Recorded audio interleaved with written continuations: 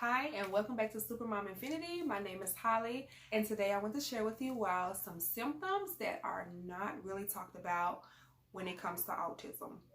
I am a mother of a daughter who has autism and I am here to share with you all the things that I have noticed and what encounters that came along the way during our journey, and our journey is still in the beginning, which is absolutely fine. And it has been some challenges, but it also has been just a really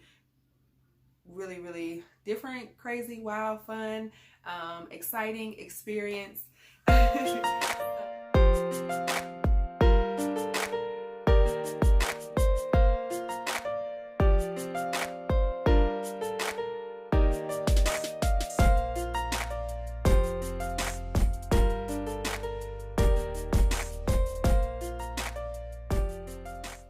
So today I want to share with you all some autistic symptoms that a lot of people do not mention. And when I initially started doing my research, I didn't just see these symptoms popped up. You just see the common signs of autism, and you didn't see the symptoms. The symptoms are the things that go on internal inside the body.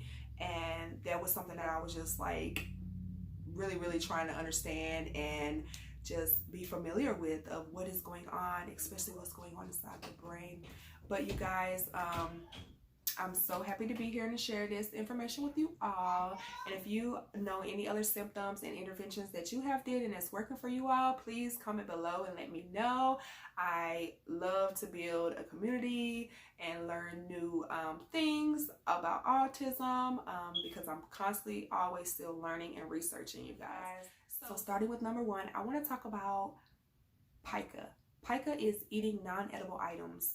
That is like dirt, chip paint, sticks, grass, paper, cardboard, plastic, strings, all kind of stuff. Just non-edible items. If you're not supposed to eat it, it's non-edible, it's pica.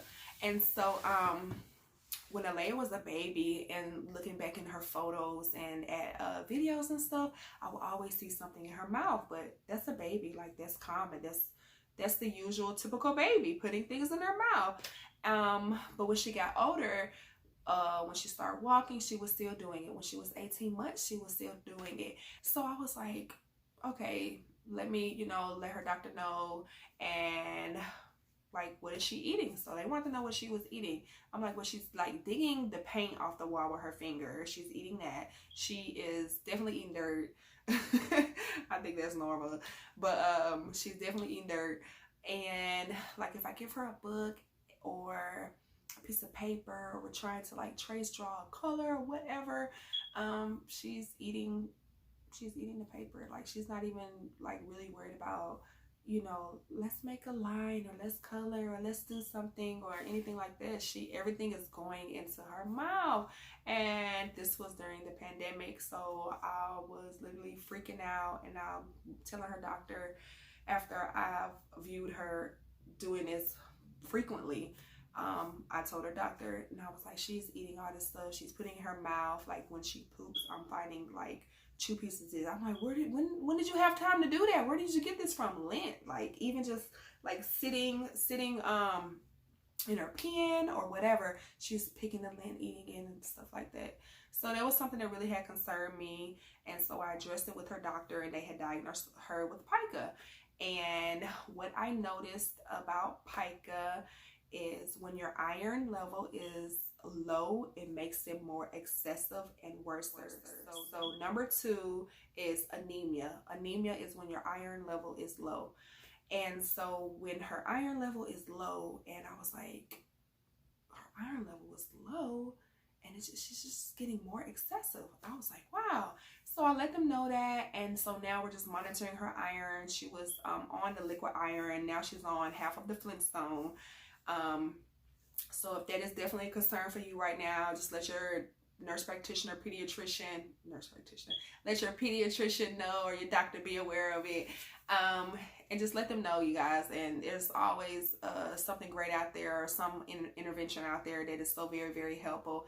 And with her iron level being stable, it's less excessive. She does have oral stimming where she constantly wants to chew on things or have something in her mouth, and she also, even before she plays with things, she'll like lick the wheel of a car or like lick the pole at the park or something like that. So that still is a concern. But eating it is another concern, but she's not really eating it anymore. But I do still see her like licking non-edible items, and I guess this is just a way to say, hey, you know, I could sense it better with my tongue than my hand, so let me, you know, get the texture, the taste in my mouth, and I could probably process it better. And so that's what I'm pretty much thinking. That's what she's doing. And so I still redirect her, give her chew tubes. You let her understand that this is not something that you need to continue doing. It's not a good behavior. So you want to replace that with the chew tubes, something that is safe and not harmful.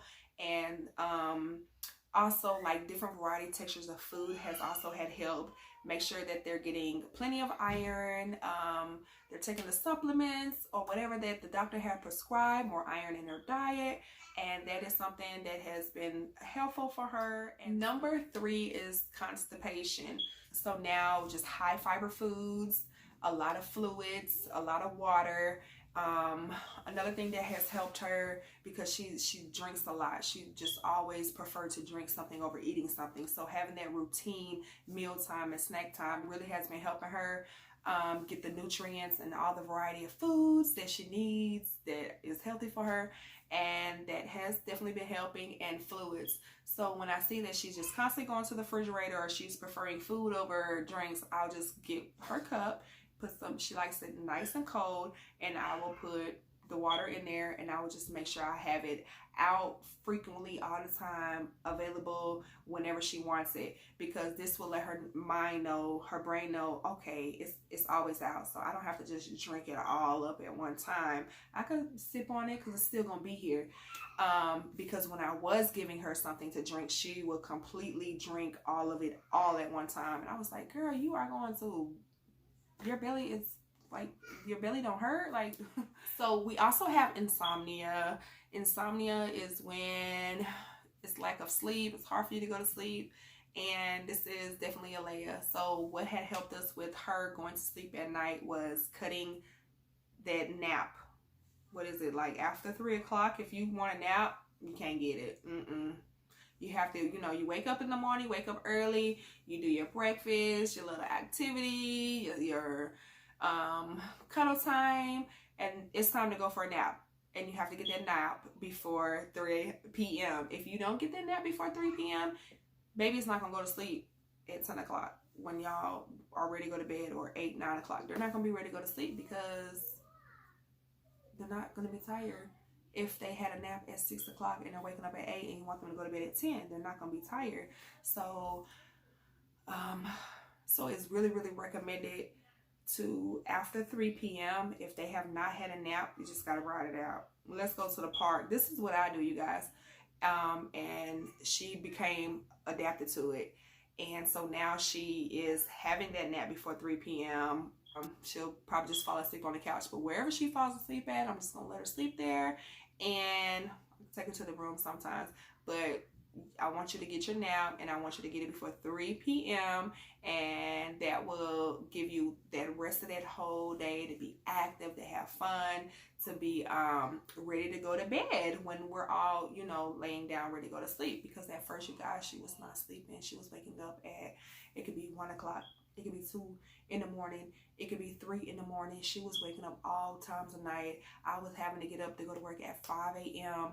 and it was like I was sleep deprived, and when I come home, she's like sleep, and I'm like, what are you? But insomnia was something that I really didn't hear about, or that researching the signs and symptoms wasn't something that was just addressed at that time. So you guys, these are some of the things that are on my list that I do not feel are brought to a lot of parents' attention when they have children with autism, and I want to share some of these with you all. And again, every child is different. Our signs and symptoms may not be the same as your signs and symptoms. And as I'm still learning and observing her and watching her and monitoring her or whatever, I'm still learning new things along the way. And so if you have anything or some signs and symptoms that you really feel like is not mentioned a lot, please comment below and let me know. And sometimes when people bring it to your attention, you'll be like, oh wow, yeah, my baby do the same thing. Like, well, what do you do? Like, how are you helping her? Like, what are you doing? And so I want to get some of that good information, guys. So please comment below and let me know. I'm so happy that you're here. And if you haven't already, please like, comment, and subscribe below. And I will see you guys in the next video.